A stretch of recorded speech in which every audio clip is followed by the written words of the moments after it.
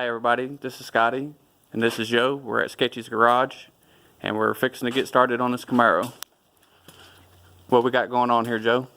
We just got the porta power in here, Scotty, and getting ready to set it up, get this beast on the road. But before we start, I think you need to explain to them the simple directions to get them in the right way of getting this thing straight. Okay, you're going to need a couple simple tools to pull some measurements on this so we can get a windshield that sits in there nice and flat that doesn't leak. You're going to need just a regular body hammer, just a big hammer, a Sharpie, a tape measure, an angle finder, and then a porta power. If you don't have a porta power, you can use a floor jack, or you can use like a bottle jack or a screw type jack that comes in your everyday passenger cars to change tires. Here you go, Joe. Yes, sir. The first thing you want to do is you can see that the roof has been crushed in like this. So there's a possibility that the pillars have been pulled in like this, and they could have been laid back some. So what we're going to do now is check the pillars for straightness. The first thing you want to do is come to your rocker panel and just put the angle finder on there. We're at 6 degrees. Now come to your pillar and measure it. We're at 41 degrees. So we'll come over here and we'll write this down. We have 41 degrees and then 6 degrees. You do the math, that's 35 degrees difference between the two. Now we go over here to the passenger or driver's side and we do the same thing. We check the rocker. We're at 6 degrees. We check the pillar. We're at 41 degrees. Do the math, 35. So what that's telling us is both pillars are running at a 35 degree angle on both sides. The reason why you check the rocker on both sides is just in case the car's not sitting level or the car's tweaked. It's just a way to get a little bit more accurate, closer to making sure that it's consistent. The next thing you need to check is, have they moved this way? The easy way to do that is just come up here to the dash and run your tape across it. We're at 56 inches. Half of 56 is 28. Mark yourself a line. Then the next thing is you got to be very consistent from side to side anytime you're working with something that's you want symmetrical. So just make sure you take the measurement the exact same way on both sides. So we're going to go from our center line and run it straight to our corner. We're at 30 inches on this side.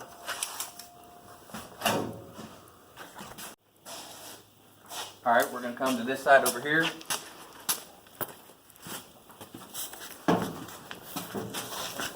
Come back to our center mark, like I say, and measure to the same exact spot on this corner, and we're at 30 inches.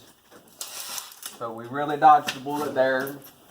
If it has bent them, it's bent them very consistently, so fixing it shouldn't be a big deal at all.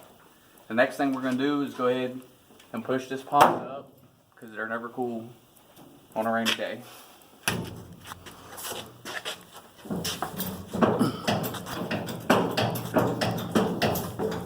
This seems to be pushing really easy.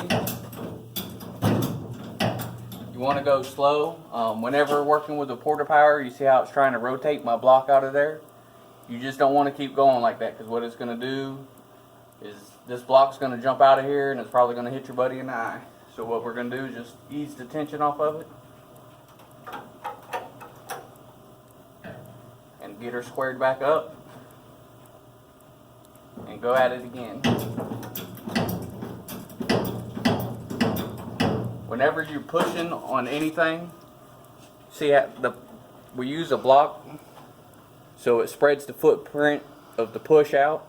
If we just tried to push with this right here, it would probably just put just like a big ding in there and just bend it kind of funny. So you always want to have a pretty decent footprint that you push with, especially on real large dents like this. We're going to go ahead and keep pushing up on it. As you can see, it's slowly coming up. We're not looking to get this perfect. You know, we're just wanting to get it to where it fits nice along its window channel, but we're still going to get it the best we can. How's it looking, Joe? Looking pretty good, brother. Bring her on up. Something else you're going to notice is every time you jack up and relieve pressure, it's always going to want to spring down.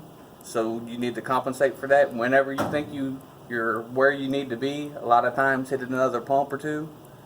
And then when it springs back, it's about where you want it at. Yes, sir.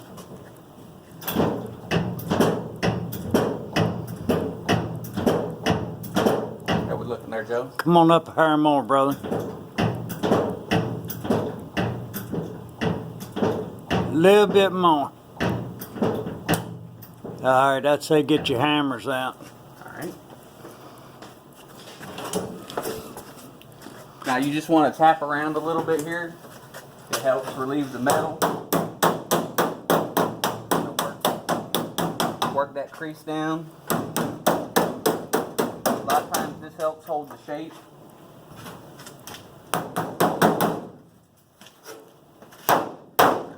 As you can tell, that's being pretty stubborn. But we ain't really too concerned with the... Here you go, that right big there. boy.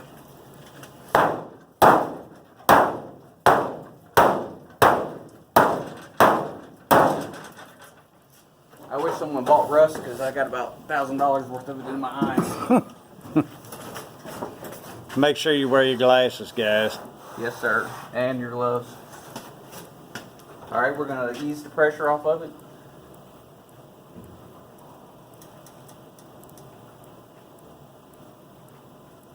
Coming back down too much, so we're going to have to go up a little more.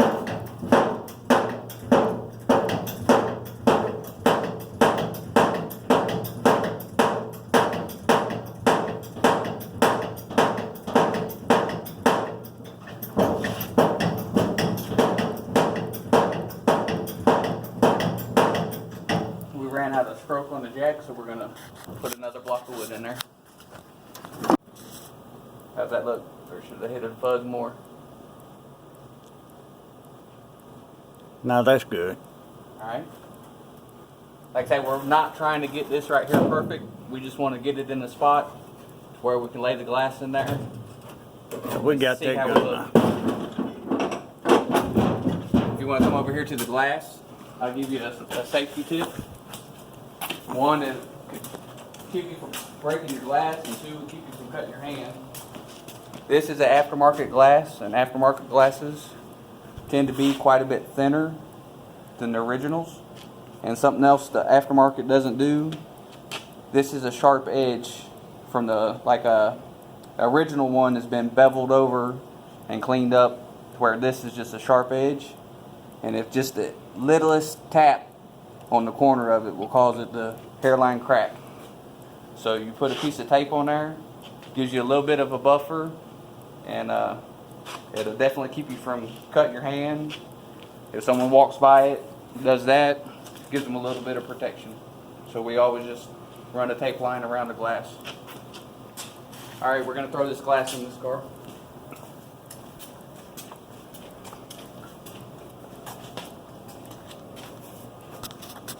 Like I say, anytime you work with glass,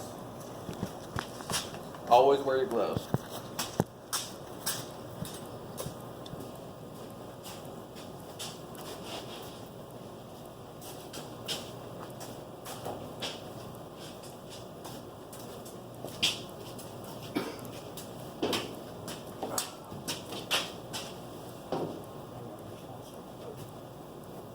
Just hand it to me.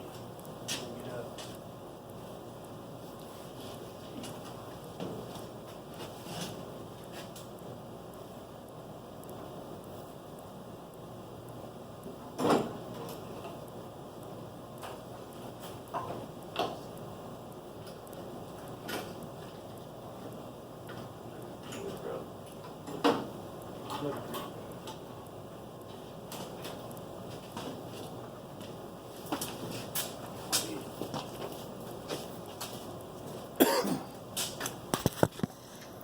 looking for here is to just make sure the glass is riding right here on your channel. And this one's laying nice and flat. And across your front channel for your dash, all the way around.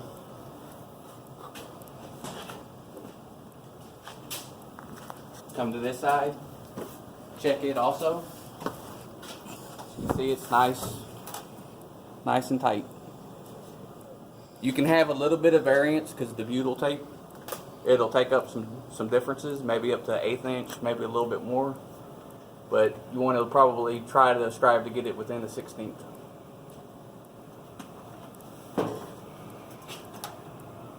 Even our roof doesn't look too awful bad. I think we're ready to be able to put a roof skin on it and go from there. Thank you for watching.